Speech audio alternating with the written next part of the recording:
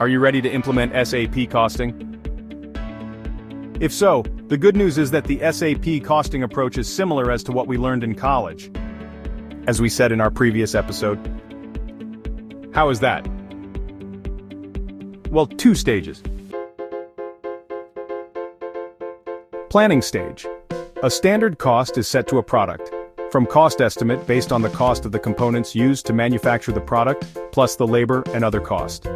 This standard cost is valid typically for a year, and used to value the inventory of the product and any consumption of such product and to value the cost of goods sold.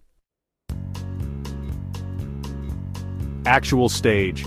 During each period, costs incurred within the manufacturing process are recorded, and at period end, any difference to the set standard cost is post to WIP if the manufacturing process is not completed yet, or if completed, either posted as expense of such period or reclassed to be accrued and expense as products are sold in subsequent periods.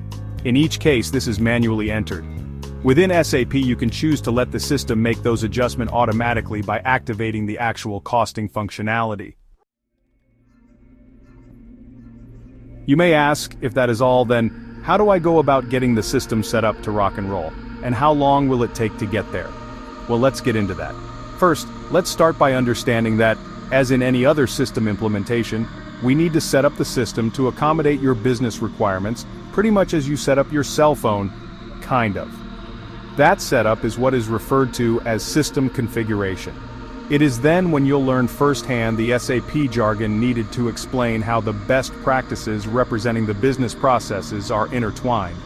When setting the system up, you will appreciate how the organization structure is the backbone of the solution being built, and how the logistical events are linked to the accounting processes. Terms like client operating concern, controlling area, company code, plant, cost components, costing variant, costing version, costing sheet, result analysis, key, variance key, settlement profile, etc. are introduced, and all data pertaining to the system configuration is stored in different databases, also referred to as tables.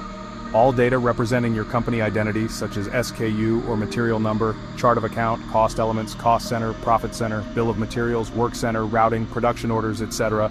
In other words, the master data is also stored in tables. All data representing your company day-to-day operations, such as cost estimate results, ongoing production order cost center expenses, material movements, production order settlement, etc., is referred to as transactional data and is also stored in tables. System configuration is done after business requirements are clearly defined, and this definition may take several weeks or even months. Creating and populating the master data representing the business as per the configuration defined may take several weeks or months as well. Testing the system is the stage when all the design and pieces are put together to prove the robustness of the solution. All of that, while the necessary knowledge has been transferred to the team that will support the system after the cutover. At this point, the implementation has been completed and the system is set for its enjoyment.